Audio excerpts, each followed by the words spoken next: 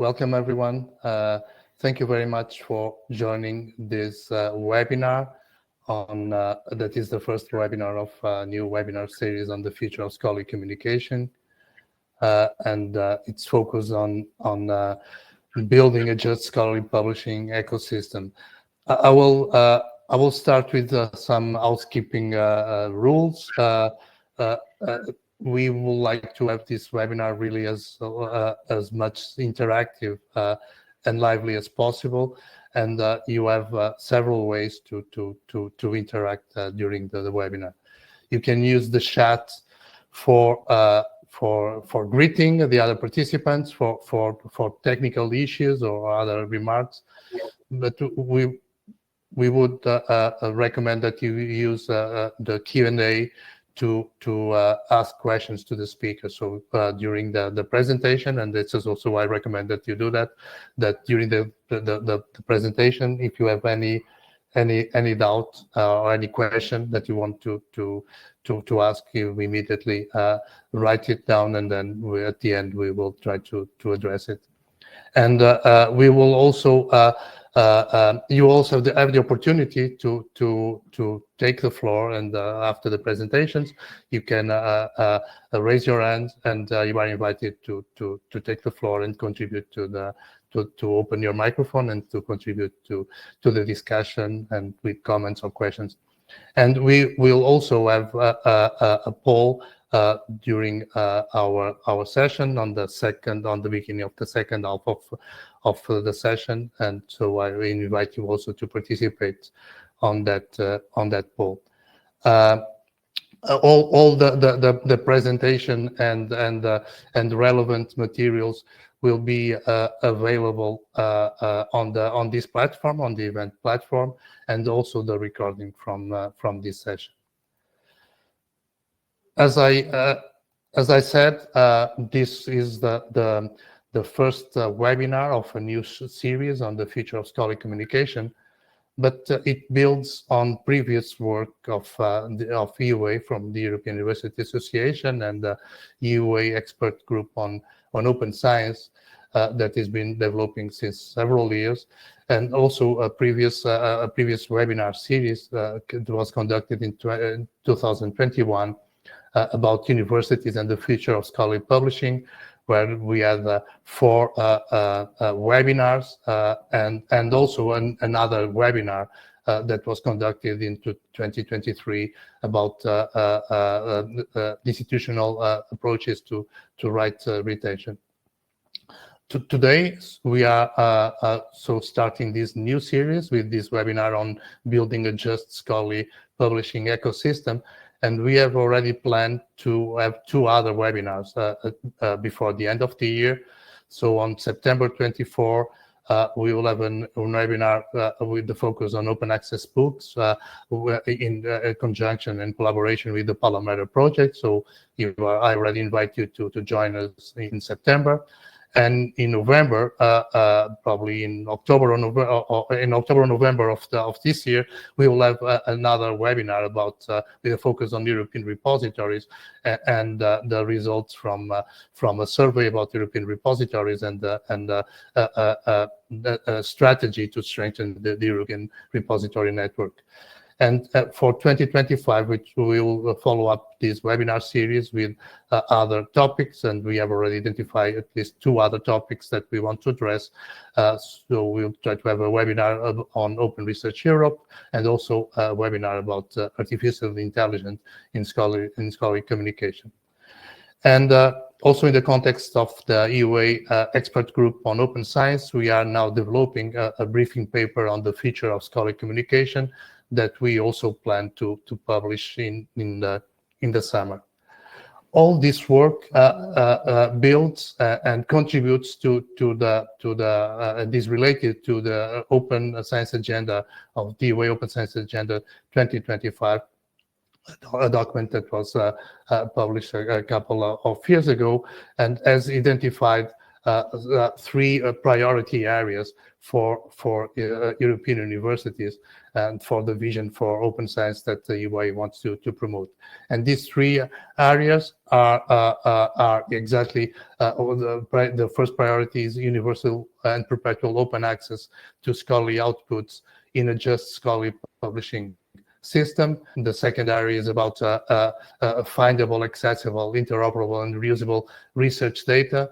And the third priority area is about institutional approaches to research assessment. So this webinar series that we are starting today is focusing on this first priority area about universal and perpetual open access in a just scholarly publishing system. What we mean by open access and just scholarly publishing ecosystem is also defined on the Open Science Agenda, and we have also developed this definition. Was inspired by the work of Science Europe and the International Science Council, especially a paper that is opening the record of science that was published in 2021.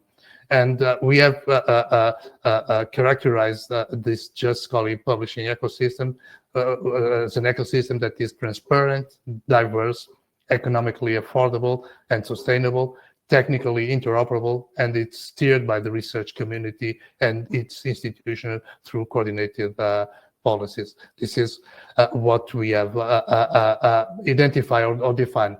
But we also identified several challenges on this area, and especially avoiding the dominance of a single open access route. And in the last decade, in the last years, there was a tendency for dominance towards specific open access route, reclaiming academic ownership and of the scholarly publishing ecosystem, ensuring high quality open peer review. That is, of course, a critical element on scholarly communication. Changing the scholarly and incentive system that is related with research assessment reform, and assuring equity, diversity, and inclusion when we move towards open access. So open to transition towards open access should not promote inequity and also have a negative impact on bibliodiversity.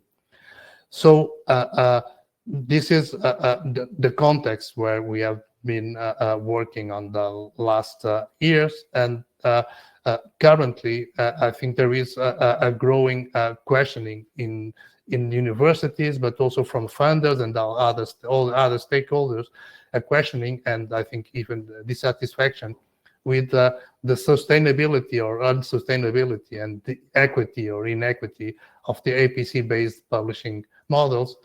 But at the same time, the reality is that most of the investment that has been made on open access publishing and then transition to open access is still on APC-based open access, including transformative agreements. And it is not clear how to transition to other models, especially how to transition the resources needed, and especially the financial resources to sustain these other models. And these other models, this is mainly also a very personal view. I think there are two elements that are critical and are, in my view, strongly interconnected. The issue of sustainability. So we need a system that is not consuming growing budget from research and money that will be useful and used for doing research on the publishing system. And this is all through institutional and community and non-commercial models and initiative, what is generally referred as diamond open access. But the other relevant element, and I really think they are strongly interconnected, is innovation. And innovation in new publication practices, procedures, and tools, and a kind of paradigm shift in scholarly communication. unbundling the different functions in scholarly publishing, the registration, the certification, the dissemination, and the archiving between different services through overlay services and journals, and also adopting new models like the publish, review, curate, where you start to publish a preprint that is reviewed by others and eventually get curated by being published in a journal, or can be disseminated through other channels, and also assuming or using open peer review and decoupled peer review. And in the last couple of years, we have seen several organizations also promoting and working towards this view. I want to highlight the Council conclusion from May. Just 1 year ago, almost 1 year ago. I just realized it will be 1 year from tomorrow, on high quality, transparent, open, trustworthy, and equitable scholarly publishing, where there is and these highlights are my highlights here, but the Council conclusions highlight the need for innovation and e-infrastructures that are innovative, and also the need for new models and models that are not for profit oriented, and that can sustain a more equitable and less expensive publishing system. Another important moment was also the Diamond Open Access Summit. That was a global summit with organizations and stakeholders from around the world, that was organized last year in Toluca, Mexico, in October. And now there is a movement to try to build capacity, to federate, to build capacity on all these initiatives around Diamond Open Access. And finally, I just want to mention this because Johan Rorik will talk about this with much more detail. I want also to highlight the new document from Coalition S that was also published in October last year, towards responsible publishing, that I think in a way also try to address these two things of the sustainability and the innovation in publishing. So just to conclude, in today's webinar, we'll try to discuss the challenges, the opportunities, the risks, the needs for this transition to a just scholarly publishing ecosystem. Try to discuss and identify what is the role of universities in that transition, and also to, as I also mentioned, present the Coalition S vision towards responsible publishing, and also try to discuss what are its implications for universities. For this, we have, I think, we have an excellent panel, and I want also to thank all the speakers to have accepted to participate on today's webinar, and I will present them, all of them, and then I will just give the floor to each of them. I want to present Anna Lunden, that is Director of Department of Collaboration at the National Library of Sweden. She's responsible for a national overview, collaboration, and development work within the public-funded library sector, research libraries, open access, and negotiations with publisher for the BIPSAM consortium. Then we will have Dr. Otto Dobloff, that is Vice Rector for Research and International Relations of the University of Veterinary Medicine in Vienna. And his scientific background is in food science and biotechnology, and he built a successful career both in academia and in non-academic sectors. And last but not least, we will hear from Johan Rorik, that is the Executive Director of Coalition S and a visiting professor at Leiden University.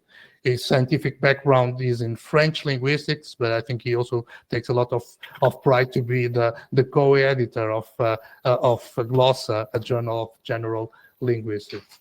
So without further ado, I stop sharing my screen, and I will invite Anna. So Anna. Next, please. You've introduced me so nicely. So next slide. I will talk to you about the Beyond Transformative Agreement Working Group that was started already in 2021. The Swedish Rectors Conference initiated this group, and it was called Beyond Transformative Agreement, BTA. The purpose was to further advance the transition to open access by developing a strategy beyond the transformative agreement that we have thought were kind of cementing the business models, and on how Sweden, and particularly the BIBSAM consortium, should operate in the coming years. We should also examine alternative publishing routes and suggest measures for that. And the time frame was set out to be during 2021 to 2023, but we said that we needed a draft already by the end of 2022 to start using this in the negotiations with publisher. Next, please. This is a picture of the working group, and what was important with the group was that it included researchers from different disciplines, representatives from higher education institutes, and 2 representatives from Swedish research funders, and of course us that negotiate on behalf of the BIBSAM consortium. Next, please. The phase and the processes, I won't go into all the details here, but of course we started with gathering, exploring this for some of us new material, but also then move into an ID generation phase and how to come up with some new or innovative models. By the end of September 2022, we were working with 4 different scenarios. And after that, I mean, things happen all the time when you work for this long in a working group. So by then, the National Library of Sweden had got a commission to work on guidelines for open science. So then we incorporated the work from Beyond Transformative Agreement with that. And we also started or reactivated a joint group for redirecting payment streams for scholarly publication between the funders and the higher education institutes to start talking to each other again. And we started to renegotiate with Elsevier to reach some kind of new pilot agreement. By the end of October 2023, this recommendation, a report called Chartering Sweden's Path Beyond Transformative Agreement, Analysis and Proposal for Strategic Direction, was published and presented, and you can switch. But as I said, and you've already talked about that, Eloy, during the spring in 2023, during the Swedish presidency of the EU Commission, we presented, or we were actually together with the Commission talking a lot about how these council's conclusions should be formulated. And after a lot of discussions and negotiation, they were presented in May. And we wanted, of course, then to take or be in line with those. And what I highlighted was, of course, that now the expectation is immediate and unrestricted open access, and that the cost of paywalls to access are becoming unsustainable for public funded institutions. And that therefore the Commission calls on member states to support policies towards a scholarly publishing model that is non-for-profit, and that no cost for author or readers should occur. We also underlined that the member states were asked to support the pilot program Open Research Europe, or ORE. So that is also part of the recommendation. Next, please. Moving on then, in parallel, I was mentioning that on behalf of the Swedish government, the National Library of Sweden was tasked to develop national guidelines for open science, so the broader umbrella definition of what we should do with open science or how to open up science. We have 6 areas we divided the guidelines into 6 areas with goals and priorities that are specific in the context for Sweden, depending on where we are right now. Open access to scholarly publication, of course, is the most matured area, but also open access to research data, maybe a bit newer for us, is open research methods. Open educational resources is an area where we haven't worked so hard maybe lately. And what also is needed is the public engagement in science. And we saw that infrastructure supporting open science was an area we needed goals and priorities. These guidelines also provide support and guidance to the actors in Sweden, mainly then the research performing and research funding organization. And it was important for us to have the first national guidelines that are aligned with the UNESCO recommendation of open science. So next, please. With that said, the recommendations that the Beyond Transformative Agreement group were suggesting very quickly became a recommendation by the Association of Swedish Higher Education Institute, or the Swedish Rectors Conference within the EUA wording. So that is where they add some additional information than what the working group was talking about. Especially they underline that the control over scholarly publishing remain within the academic community, but also that the cost of publishing need to decrease. The BIBSAM consortium should not primarily enter into agreements for reading and publishing so-called hybrid journals. Instead, only negotiate agreements for publishing in open access journals. And this approach should be implemented from 2026 and apply to all open journals regardless of publisher. We should also aim to manage cost for academic reading and publishing at a national level as much as possible in collaboration between higher education institutes, research funders, and the National Library of Sweden. That is then within the framework of the BIBSAM consortium. So that was also something that the Swedish Rectors Conference added. And we have 38 university and university colleges taking part of the Swedish Rectors Conference. Next, please. So there were also then a need of supporting strategic initiatives or measures. And what we underline there is that agreement with publishers that exclusively publish open access journals should be developed, because the BIBSAM consortium within their transformative agreements have always included the open, or always tried, I should say, to include the open access portfolio of the traditional publisher. But this then says that we also need agreements with publishers that exclusively publish open access journals. We should also provide an independent publishing platform, all meaning now then much likely to join the Open Research Europe platform, and the possibility for migrating research-owned journals from traditional publishers to other platforms should be expanded and encouraged. We should continue to work on copyright issues coupled to open access. This is important, but of course we are dependent on the international development in the copyright field, mainly then within the EU. Next, please. So the recommendation from the working group, the recommendation that the Swedish Rectors Conference decided on, has now led to a revised action plan for the BIBSAM consortium. And now the aim is to facilitate the open publication of scholarly results to bring about a redirection of payment streams from the subscription base to an open access publishing system, and to achieve transparency and an overview and reduced expenses for scholarly publishing. And then we kind of rephrase, we should not sign agreements for reading and publishing in so-called hybrid journals, and you have the date of 2026, and that new pathways to open publishing are promoted.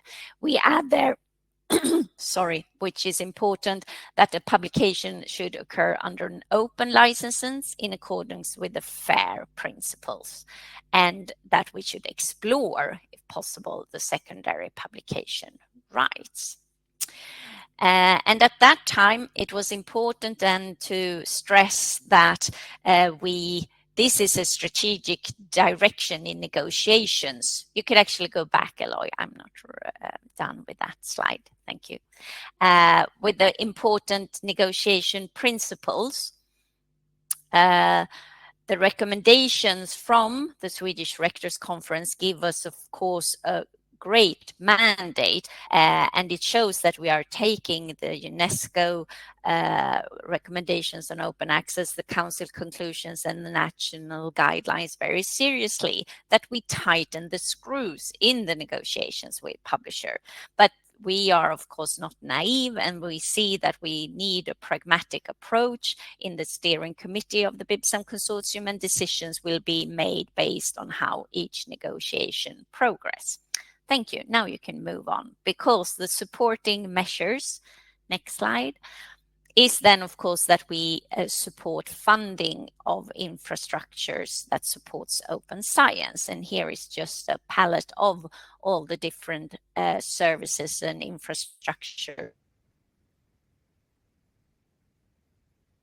that we have deemed important to continue with that. And last but not least, the next slide, please, is that we, since 2021, have a national platform for Swedish scholarly open access journals. So it was launched in 2021, and it's a service that we provide from the National Library of Sweden based on the OES platform. So free for journal owners and editors to use, but with the demand of immediate open access. And currently, all journals on this platform are Diamond open access journals, so supported by learned societies and higher education institutes. So that's also a path forward beyond transformative agreements. So last slide is just a thank you for having me, and I look forward to continue the discussion.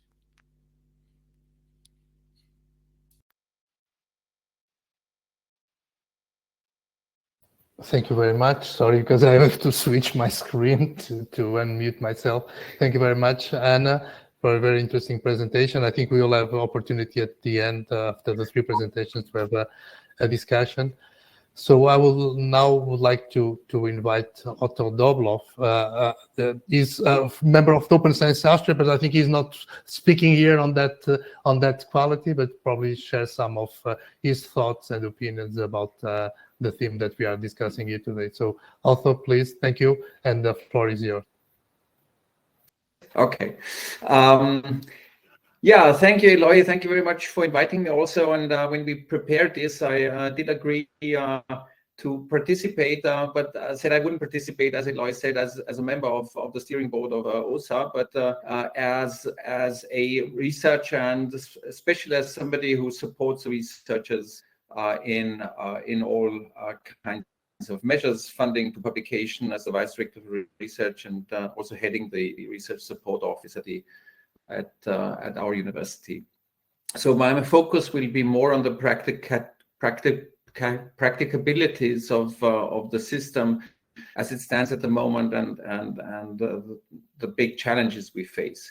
So I think we are all on board that we want to transform the system. I think everybody is eager to have a just and fair system that is light on the pocket, that is easily accessible by all members of the scientific community and also by members of the society, and that open access as a goal is something we really want to achieve.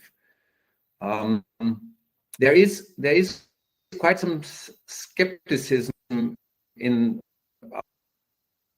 the group of the users, the scientists themselves, as how to achieve this. And I think I just want to spend a few minutes on giving a bit of feedback what I find in the field as sentiments towards this change. So one of the big challenges that is seen by our scientists is in open publication is the very basic question: which journal do I pick to publish my? Because people are looking for high quality journals, they're looking for prestigious journals. And all this feeds, of course, into career building. It feeds into the way how we perceive publications and how we want to feed this into our research assessment system. And all this has been turned around many times in the different documents, and there's been big discussions on the national, on the European, and also on the international level on how to achieve this. But in the end, it boils down to the question: where do I publish? And as Research Support Office and also our library tries to offer some advice on this, and of course open access and the pure open access routes are preferred, but in some cases their researchers will still decide to go for traditional journals because they decide this is the route to go for their specific field. If we want to change this, I think we need to really provide researchers with a very fast decision route and also the possibility of deciding very quickly and on the basis of accepted terms within the community.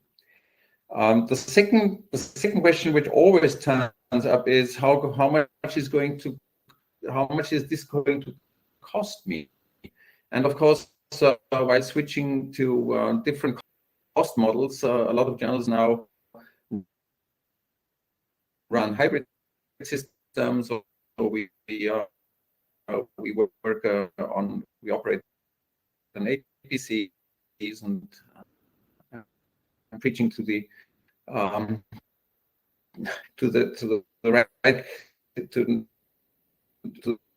right community, because everybody has got these problems. So how do we get money to pay for APCs if this is the way the journal goes? How do the libraries cope with hybrid journals? Are we still willing to pay for subscriptions? How do we deal with other possibilities? And the next question is there the possibility of publishing the article on other platforms? And the answer is yes, but a lot of legal uncertainty still around this route. Embargo that has to still be, in some cases, still be taken into consideration, and so it's not a straightforward. It's not straightforward and yes and no answers in many cases. A lot of researchers are also concerned about legal considerations if it comes boils down to open data connected to open access, because a lot of researchers are still very careful about opening up their data due to many other legal aspects that are connected to the openness of data. So this is another aspect that has been heavily discussed in our community, and there's still no straightforward answers in many cases. And legal support in some of these issues is heavily needed on the national and also European level, but also on the international level. And the last point I hear a lot in the community is why do I have to support this transition? Especially for scientists in the Western world, they are not so. They work at institutions that have a lot of subscriptions, so they somehow manage to get at their publications fairly easily, and they feel that they're contributing a lot to a global system of accessibility they are not profiting enough from. So this is feedbacks we get out of the community. I don't support these views, but it's the feedbacks we get, and we need to convince people on supporting us to transition into an open system. Okay, thank you. Now it was much clearer because sometimes during your presentation we have sound problems, but I think we get most of it, and the part that we didn't get out the first time, that is this last point, we get it now. I think you raised some interesting and important questions that I think we will have the opportunity to discuss and address on the second part of the webinar, on the discussion. So without further ado, I would like to invite Johan to present. Hopefully you'll be able to share your slides. Yes, can you see them? Yes. Great, thank you. So I will be talking about the Coalition S proposal towards responsible publishing. The agenda is really discuss the problems with the current scholarly ecosystem, highlight the concepts of this document that we published in October, as Eloy said, and then provide a summary of the results of the researcher consultation we have undertaken, because unlike Plan S in 2018, which was really a top-down initiative, 10 principles that we wanted to push forward, this proposal is much more tentative, and we are consulting the worldwide research community to see what they think about it and what they think the conditions are that need to be fulfilled for this proposal to be successful. And then I will also at the end highlight some key actions funders and institutions could take to implement this proposal. So this is also what Eloy asked, what can institutions, more particularly universities, do to support such a system? And I will also finally say something about the decision-making process at Coalition S and the timeline for taking this work forward. So first of all, what are the problems with publishing? I think you all know that dominant publishing system models are highly inequitable. APCs are expensive, too expensive. Everybody says that they're certainly inaccessible to researchers from the global south. The same is true to some extent for transformative agreements, which only transform into open access those publications of specific countries, not of all countries. So, for instance, the JISC report recently showed that at this pace, we will only reach open access in 70 years, by which time most of the audience will no longer be around, I believe. The sharing of research output is also needlessly delayed. One of the things that we've identified is that in many cases, it takes a year to 2 years before research is published, and that's too long. We've seen that also, for instance, with COVID. If we had to wait 1 or 2 years for results on COVID research to come out, we would have had much more problems than we had. Also, the full potential of peer review is not realized. Right now, we have a system by which peer review is closed peer review. So the reviews themselves are not visible. If the paper is not published, the entire process has to start over again with new peer reviewers, and new peer reviews, and peer reviews are not recycled. More importantly, we don't get access as an audience for the research. We don't get access to the full discussion. Very often, and I'm speaking as another editor as well, very often, in fact, the readers do not get access to the discussion that has led to changes in the manuscript. And those are very important. It also leads to the situation where reviewers don't get credit for the work they do and the contributions they make to an article. And we create this false impression that everything is the author's doing, that the author is the sole purveyor of knowledge, so to speak. And so we don't give enough credit to the various components of the research project. And then the coupling of editorial gatekeeping with academic career incentives, of course. Right now, as you know, people are only rewarded for publishing papers. They are not rewarded for doing reviews.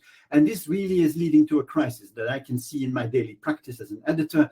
It's getting harder and harder to get peer reviewers because researchers are getting wise if they're only rewarded for doing for publishing papers and not for peer reviews, then they don't do peer reviews.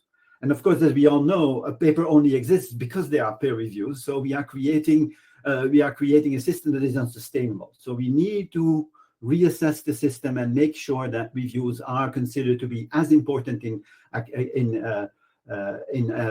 academia as the papers themselves, because it's a common project. It's not just about the papers. So I feel very strongly about that. Overarching concepts of this proposal are that authors, not third-party suppliers, should decide what to publish, that the scholarly record should include publications, but also the peer-reviewed reports, not the version of record. So most of these principles are very much in line and aligned with publish, review, curate models. So publish, review, curate models and embody these guiding principles quite well. So these are the 5. We believe that researchers should be able to publish their scholarly outputs at any point during the research process. These should be shared with an open license so that they're in open access.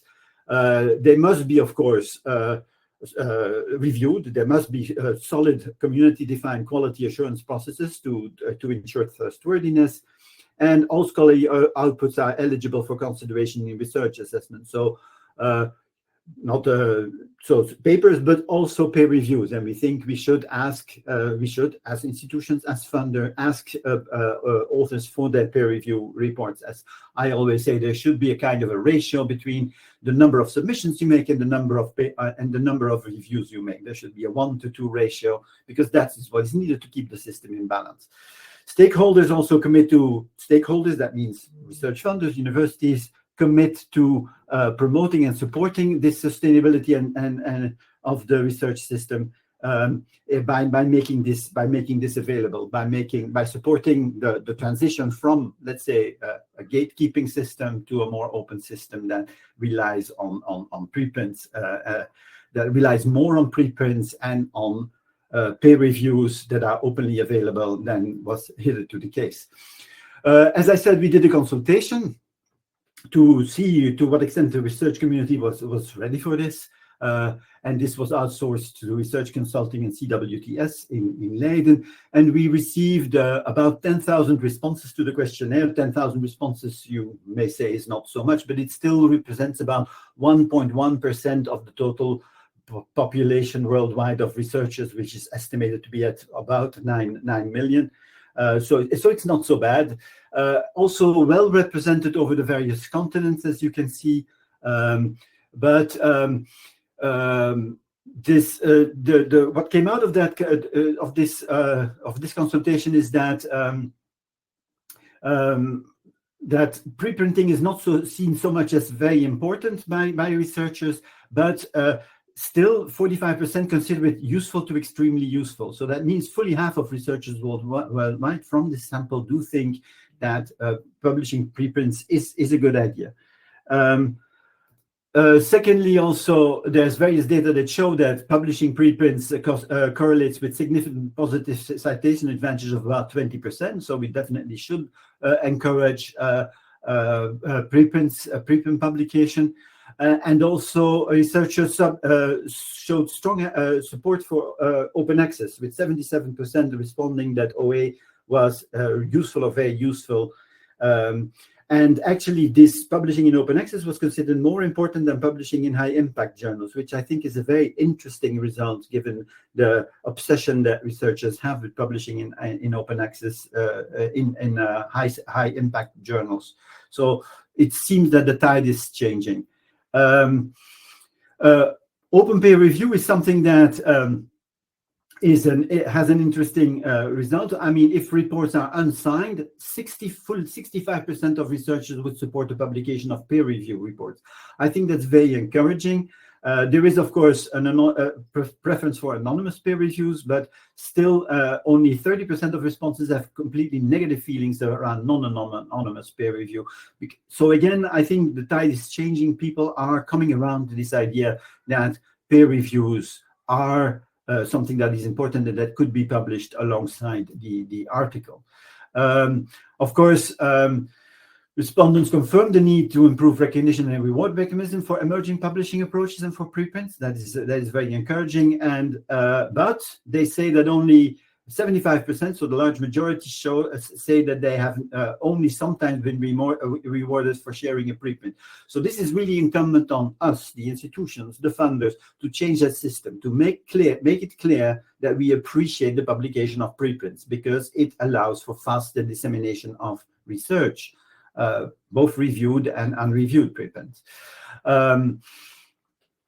80% encourage or strongly encourage peer review activities to be recognized in hiring and promotion committees. So this is really, I think, a demand from the community, again, on the leaders of science to change the system, to invest in COARA and to change the research system and the reward and recognition system so that peer review activities are properly recognized.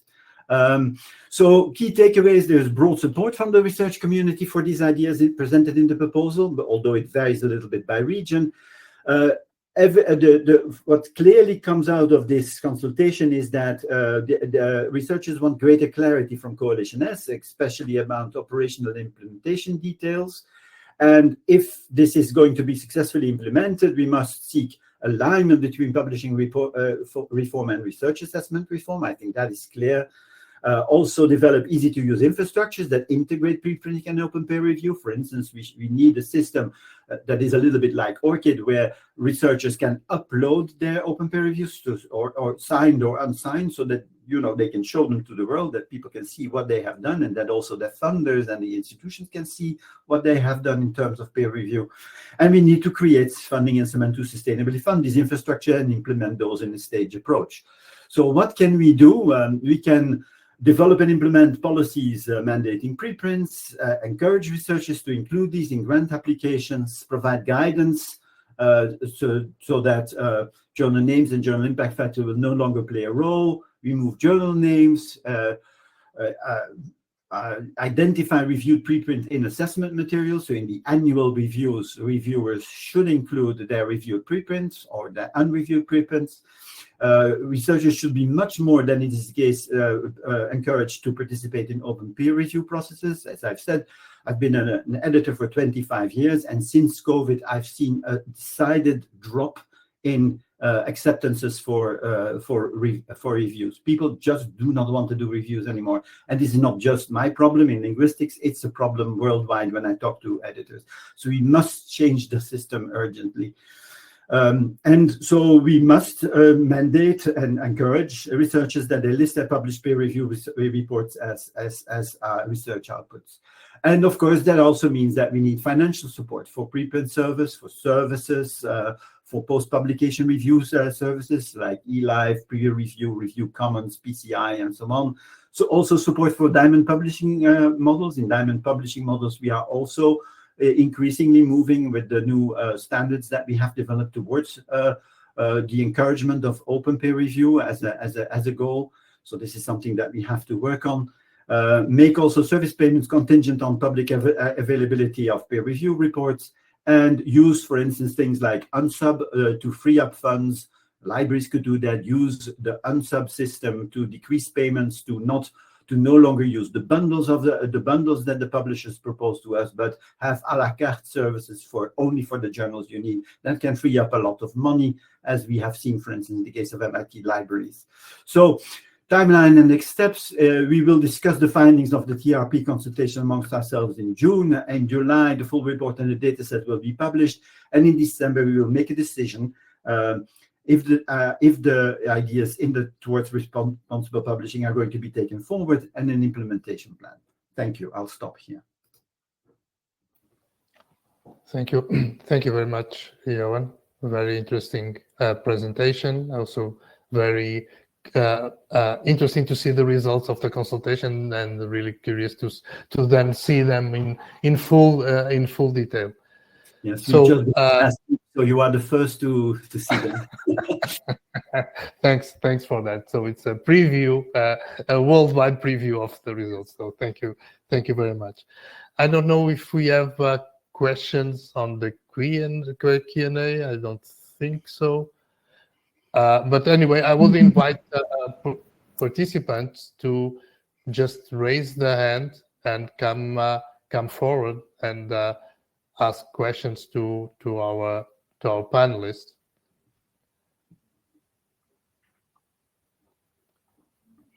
And in the meantime, maybe I would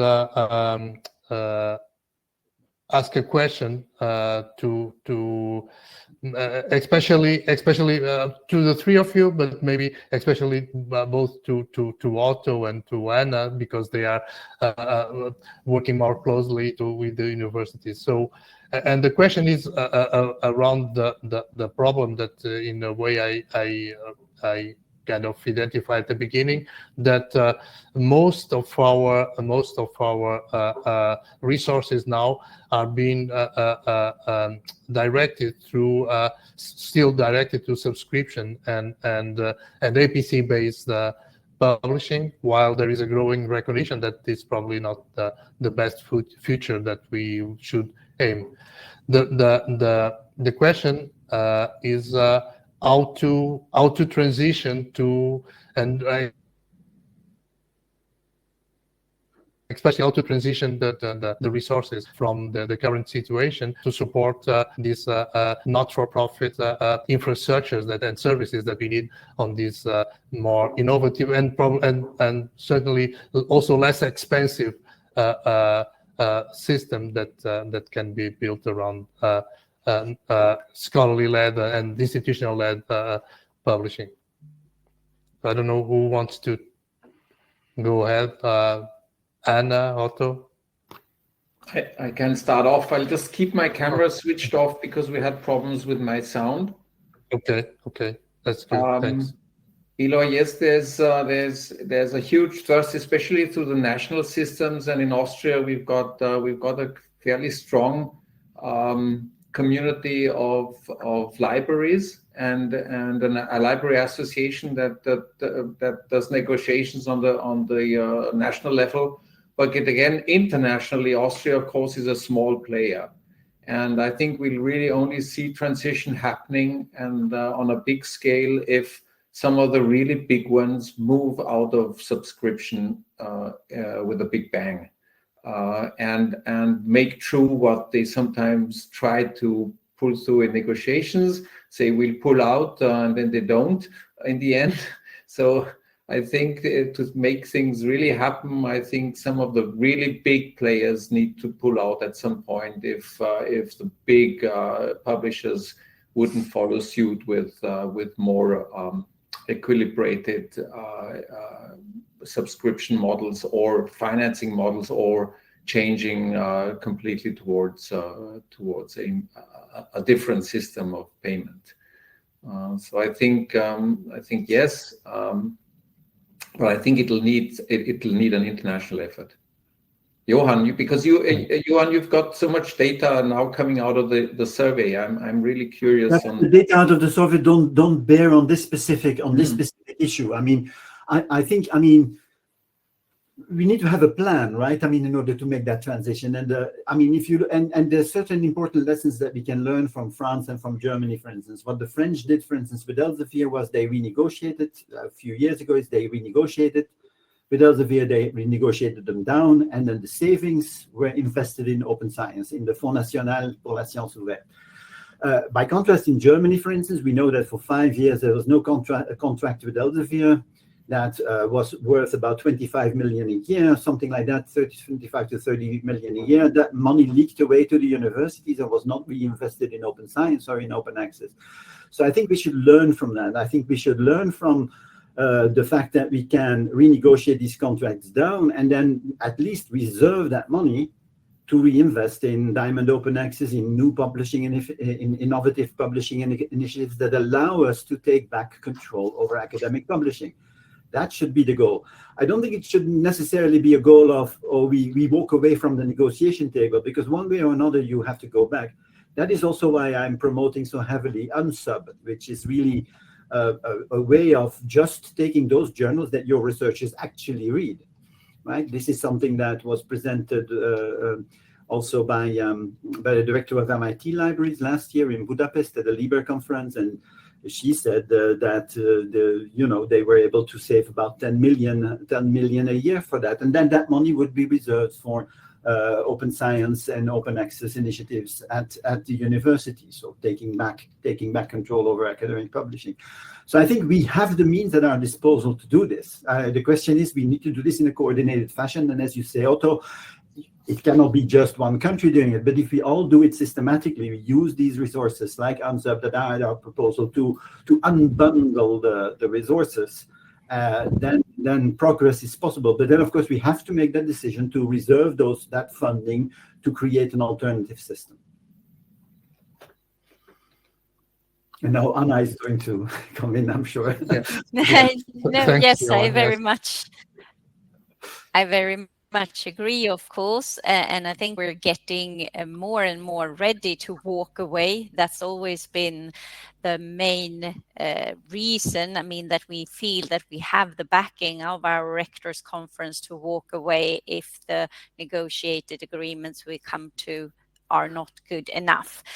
So I think it's important that we put together the open access journals. I mean, if we now see that the remaining of the world and countries that are not beyond the transformative agreements, that are just entering that kind of journey, that needs to be coupled and not divided, because that's what we think is very important. So, for example, with a particular publisher now, we can see that we are publishing more than 50% in their pure open access journals. So then maybe we can feel secure that we can leave the hybrid. The researchers they have an alternative to move into that. And I think we have now a consortial agreement for Directory of Open Access Journal, which is one of the infrastructures that are really the basics for the open access community. So it's important to find those initiatives. And I think that SCOS are doing a very good work there, putting the quality stamp on those infrastructures to make them sustainable on the long term. So continue with that is really, really important. And to dare to walk away and see what we can do with that money we have then at our hands. Thank you. Thank you, Anna. We have already some participants that want to also to ask some questions or make comments. So I invite Sarah Rui to come forward. Hi, everyone. Good afternoon. My name is Sarah Ruhi. So nice to see Johan and Anna, and to meet the other speakers who are new to me. I'm coming to you from American Institute of Physics Publishing. Recently have left PLOS, so have been having these conversations for a while now. Really, really great to get all of these updates. My question was a question I had at PLOS, and I now have at AIP, which is, to what extent are both funders and libraries thinking about their relationships with publishers through the lens of open science, in the sense that, there are publishers that are working really hard to integrate not just open access, but open science across the work that they do, with greater or lesser success.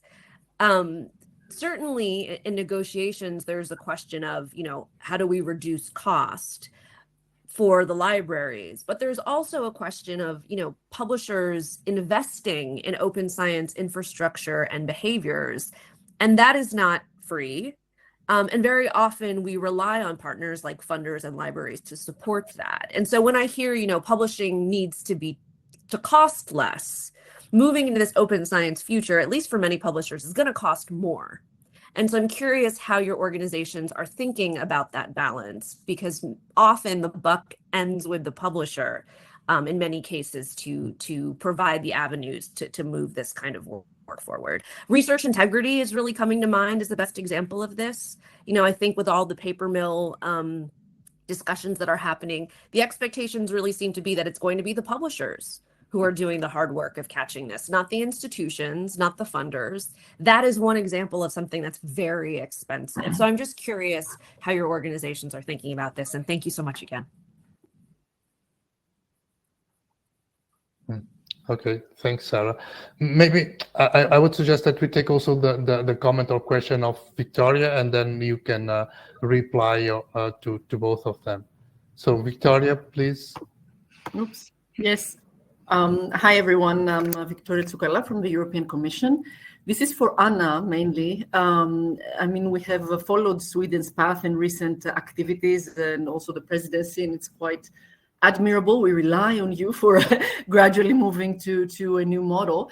And I was quite impressed by the statement of the higher education institutions that scholarly publishing should basically be mostly the business of how is this worded here of the academic community should control publishing. So I was wondering what is meant by that and who is involved. I mean, I'm not sure of any relevant statements of higher education associations of any country or of a rectors conference or whatever, because there is so much discussion about the greater involvement of universities in publishing. And that's why, of course, the Commission is also supporting nonprofit, et cetera, to empower them. But I'm not sure that management of universities recognizes that, or that I have seen somewhere like an association of higher education institutions of a member state come out and say something as bold as that. And I'm not sure what it means, and I'm not sure if it's at the librarians level or if it's at the rectors level. So that's quite important. I mean, if there is an understanding, that's what we need increasingly, and it will be necessary for change. So that's all. Thank you. Okay, thank you, Victoria. Thank you. Do you want to start, Anna? Yeah, okay, yeah. Yes. I think it's very much from the rectors' conference that we talk about taking back the control, but of course it's maybe more eloquently explained in the EUA. I think that you say that a just scholarly publishing ecosystem should be steered by the research community and its institutions through coordinated policies. I think that is a very good wording. So that's what we would like to see. And in response also to Sarah's question about the balancing, I think we are willing to pay for publishing as a service, but we're not willing to pay for publishing in what is perceived as the quality that actually the research community are the ones putting the quality stamp on there. So I think that is a big difference to talk about. Yes, of course, we see that publishers has a role in this if it's fair publishing, just publishing. And of course, there's difference with pure commercially driven publishers with a 40% profit margin than it is with learned society publishers. So we will make differences between those, of course. So that's also a differences, I think. But to work on innovative models to push us to move forward, I think is what's really important, because when we are now saying that we want to move beyond transformative agreement from some publishers, we get the reactions that, well, now the rest of the world wants it, so now you need to wait. And I think that's the wrong idea, that we always have to find the innovative models and the new models, because if we hadn't asked for it in 2014 and 16, we would not be where we are right now. So to continue to drive through the direction that I think Plan S is now pointing out very clearly, the responsibility for the research community. Mm-hmm. Thanks. And I think Otto and Johan also wants to comment. Yeah, I'll just make a very short comment. I think that applies to both questions. It's this question of sustainable business model.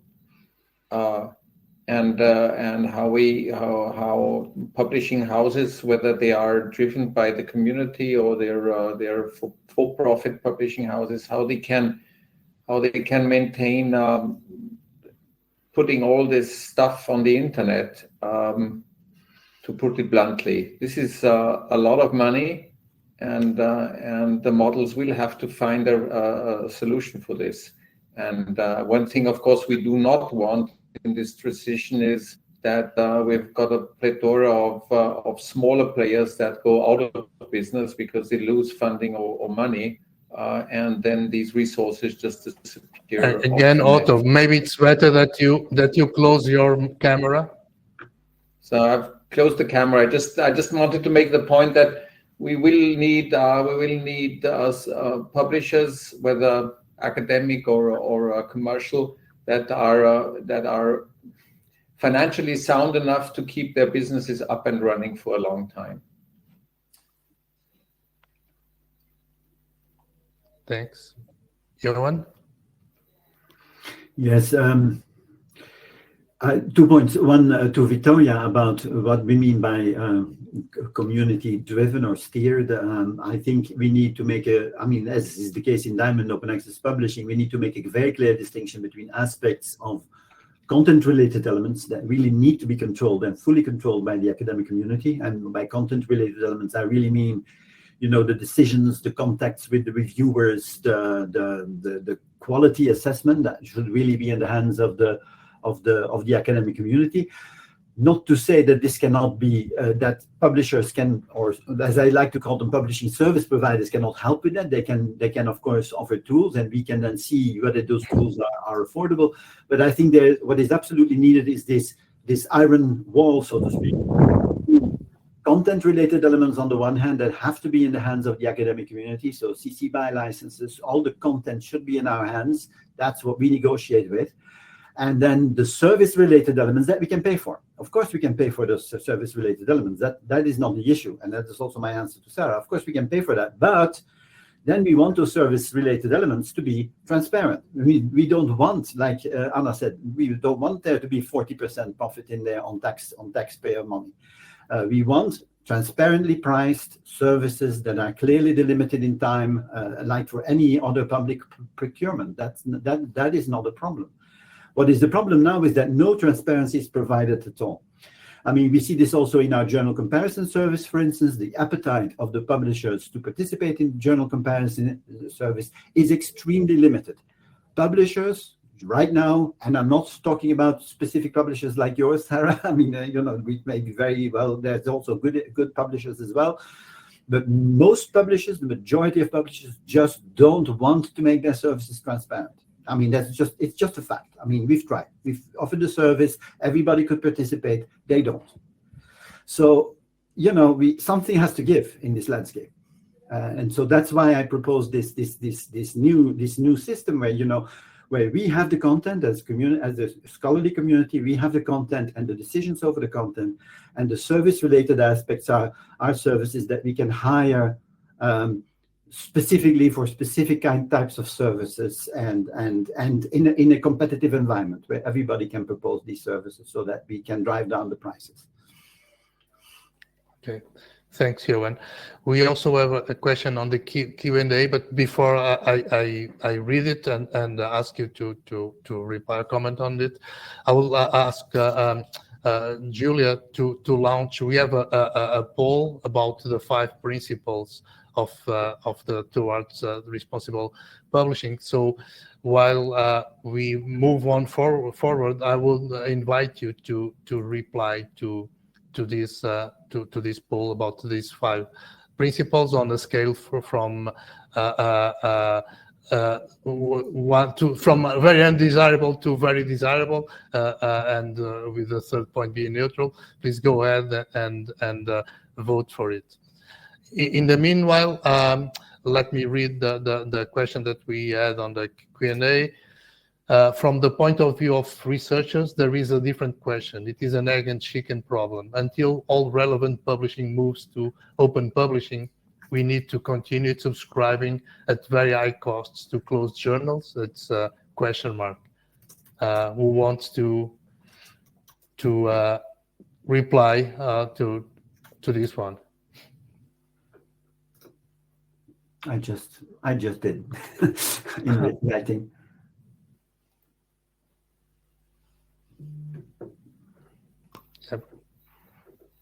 I think Johan gave a good answer. I mean, this is of course, it's at some point we need to take this decision on the institution level and or the national level, or however we are organized. Might even be on the EU level. This is.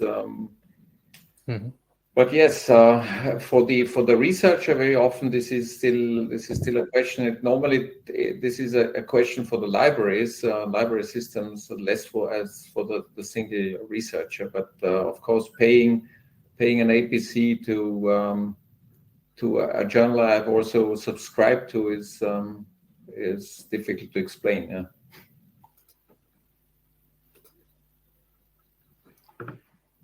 Okay, thanks. Anna, do you want to say something about this? I was trying to catch up with the Q&A.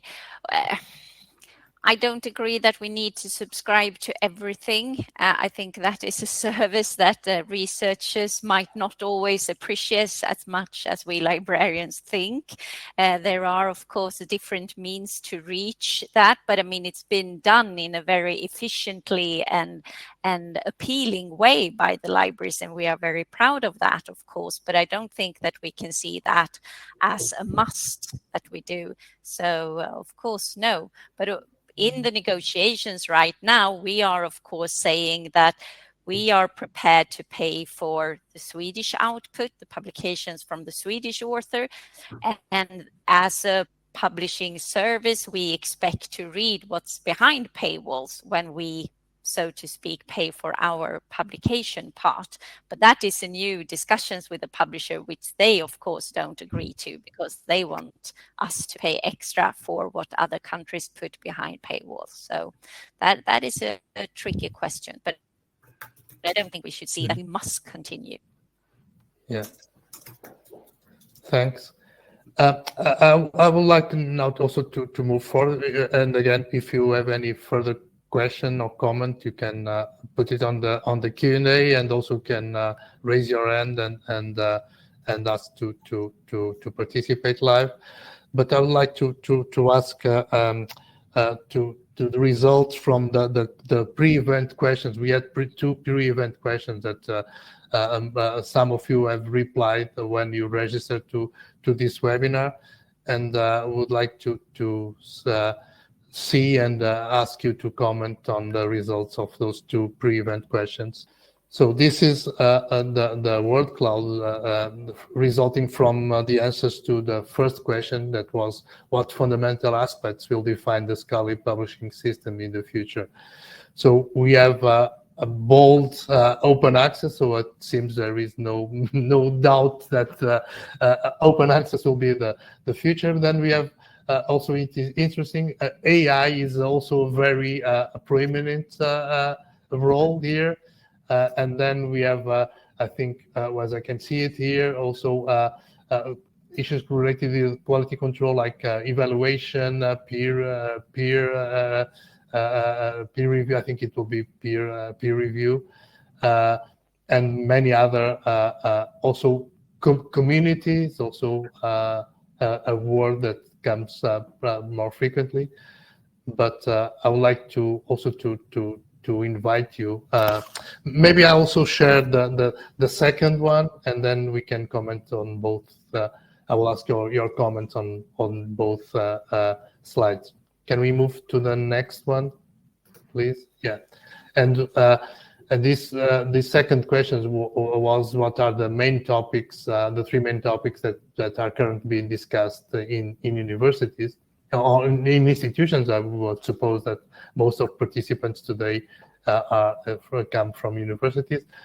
And the question of costs clearly comes first.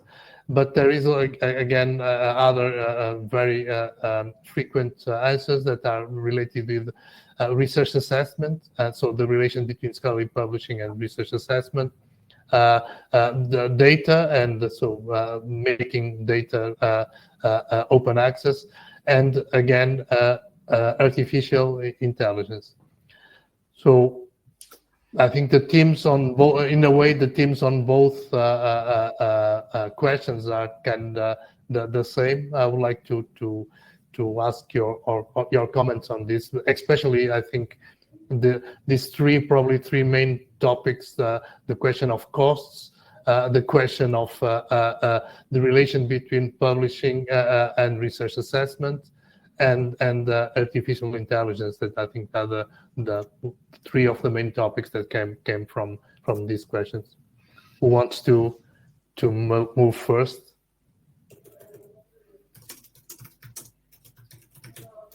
Otto, Anna, Johan? I might just want to make a comment on AI, because I think AI comes up in a lot of the word clouds at the moment because it's in everybody's focus. I'm not sure how to put this in context with our question. So I think the third question is making data and other research outputs open access, as I think, if I see this correctly, is the fourth or third. The third, yeah. So I think this is something that still stands out. But AI, yes, of course, AI is in everybody's mind because it has certain aspects of AI, especially the generation of texts and also generation of data and using AI for evaluating data. This is an important issue. I don't know if it's that much connected with the open issue that it would pop up as so prominently as it does here on the screen. Thanks. Yeah, I can comment a bit on the cost, because we have a task at the National Library to follow the total expenses on or expenditure of the publications or publishing, and what we of course see that it goes up, which is what we want to put a stop to, but it's also interesting to put it in perspective or in relation to the research investment. And if we look at the total sum compared to the research investment, we are spending 1.5% on scholarly output in Sweden. And I don't think that is a huge amount when you look at the total research budget. So that is a different way of looking at it. Should we add traveling to conferences and things that we want researchers to actually do to spread the research?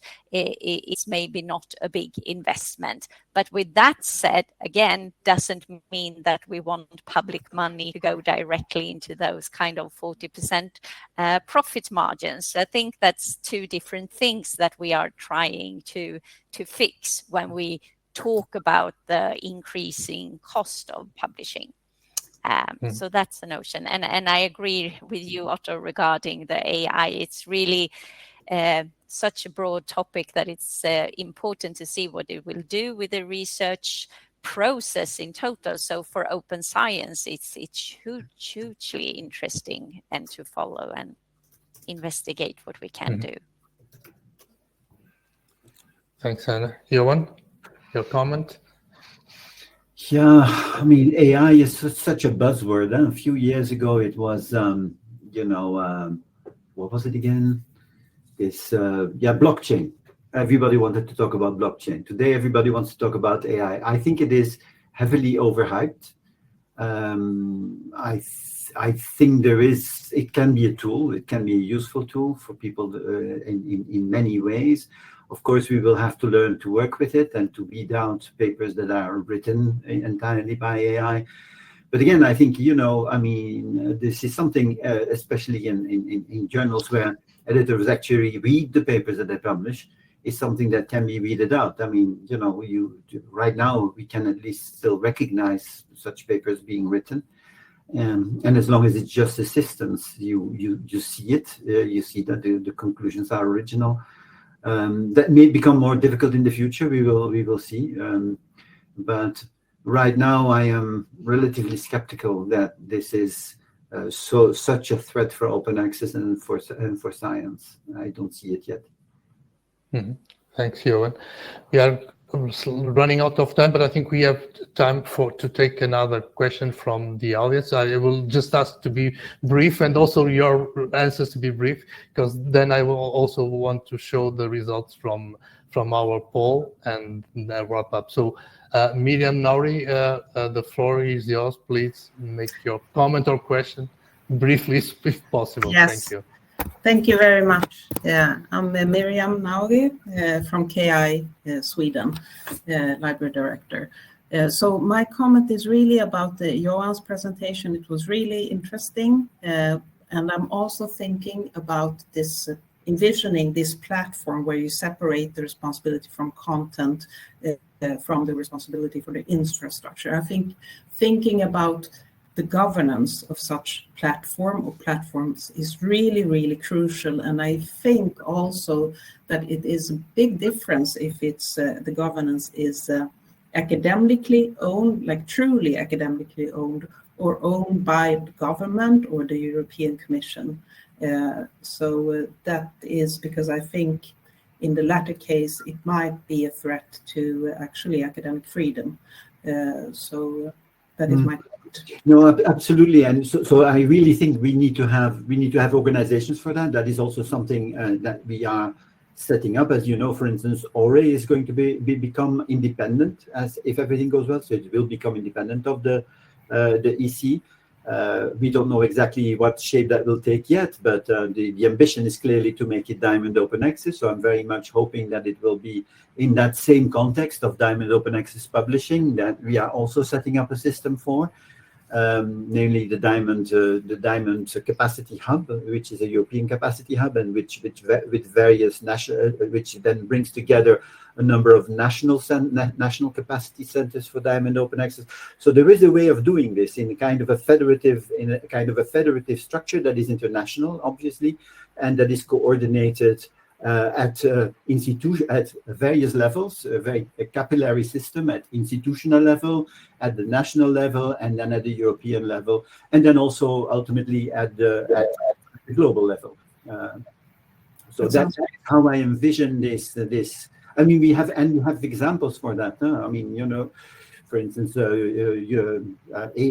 research agencies have such a system as well. I mean, it's not like we cannot do this. We have also societies, scholarly societies that work that way. So we could develop the same kind of mechanisms for publishing and for, you know, indeed governing this content-based system. Thank you. Thank you, Johan. I think we are almost run out of time. I would like also to invite you to make a kind of a final comment, but maybe we can also do that final comment with the results from the poll about the 5 principles towards responsible publishing.